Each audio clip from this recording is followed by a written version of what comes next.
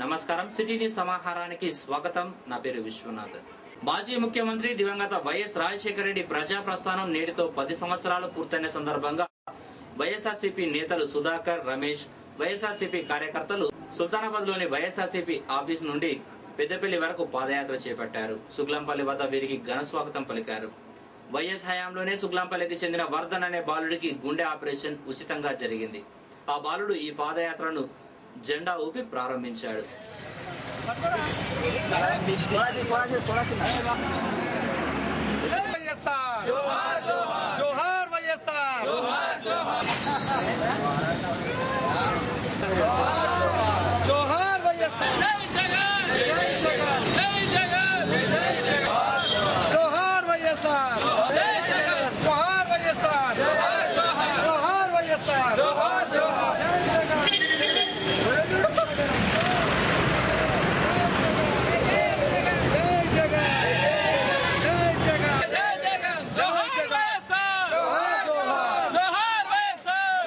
పేదల పాలిట అప్పుడు ఆరోగ్యశ్రీని ప్రవేశపెట్టి ఈ అబ్బాయికి జరిగిన హార్ట్ ఆపరేషన్కు పూర్తి సాయం చేసి ఇటువంటి ఎంతోమంది పిల్లలను కానీ ఎంతోమంది హృదయ ఫౌండేషన్ ద్వారా వీళ్ళందరికీ హృద్రోగానికి సంబంధించి ఆపరేషన్లు నిర్వహించి ఎంతోమందికి జీవదానం చేశారు.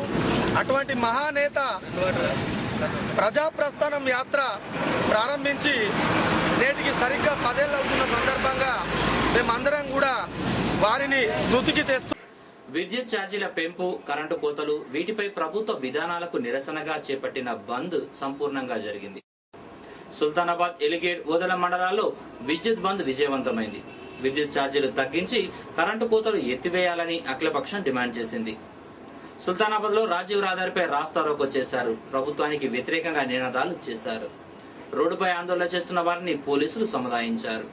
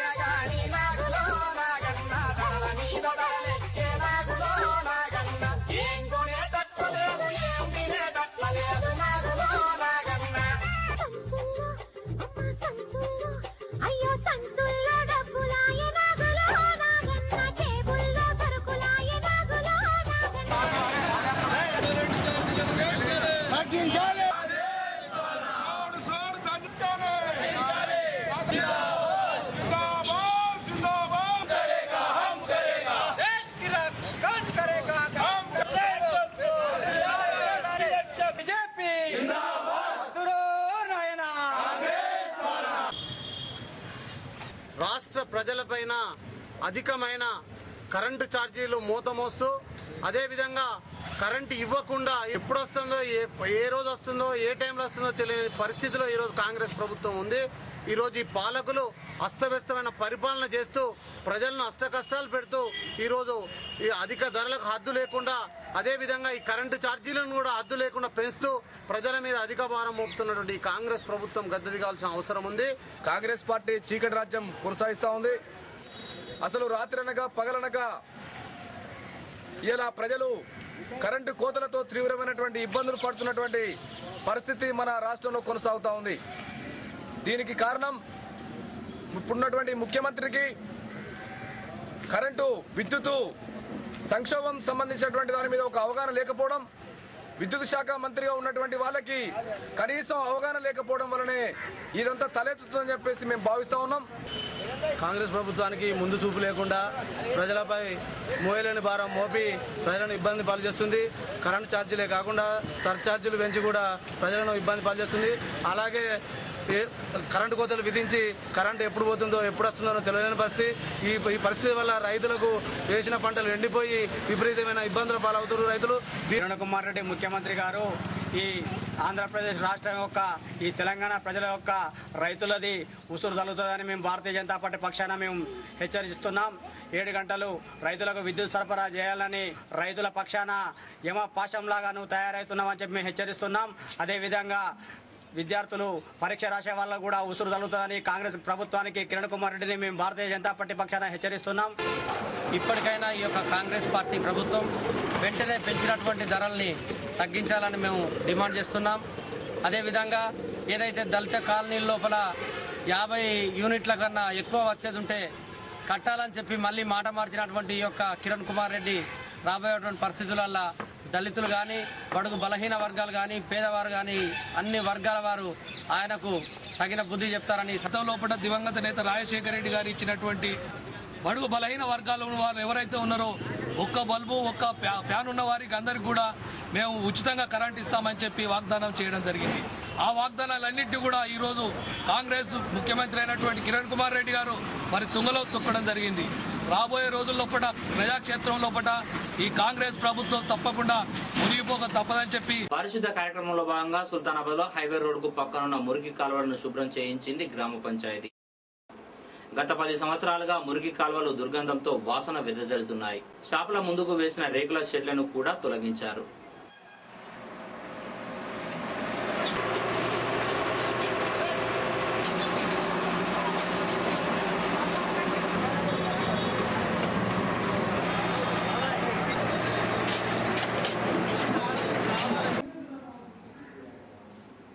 కలెక్టర్ గారి ఆదేశానుసారం మరియు ప్రత్యేక శానిటేషన్ కింద ప్రధాన రోడ్ అయిన R&B రైట్ సైడ్లో ఉన్నటువంటి దాదాపు 15 సంవత్సరాల క్రితం తీయని సిల్ట్ మొత్తం ఆ రేకులన్నీ రోడ్ సైడ్లో ఉన్నటువంటి రేకులన్నీ తీసేసి దాదాపు గజం లోతు నుంచి వెళ్ళి సిల్ట్ మొత్తం అండు మొత్తం ఒక JCB 4 ట్రాక్టర్ల ద్వారా అడిషనల్గా ఒక 20 మంది లేబర్లను పెట్టి మొత్తం తొలగించడం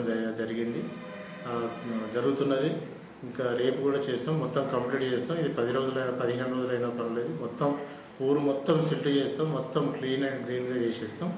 ఇంకోటి ఏంటంటే మళ్ళీ అక్కడ ఎవరికి కానీ ఎటువంటి షెడ్లు వేసుకోవడానికి కానీ రేపులు వేసుకోవడానికి కానీ పర్మిషన్ ఇవ్వం. మామూలుగా లోపలికి వెళ్ళడానికి ఒక మెట్టు మందం పర్మిషన్ ఇవ్వడం జరుగుతుంది.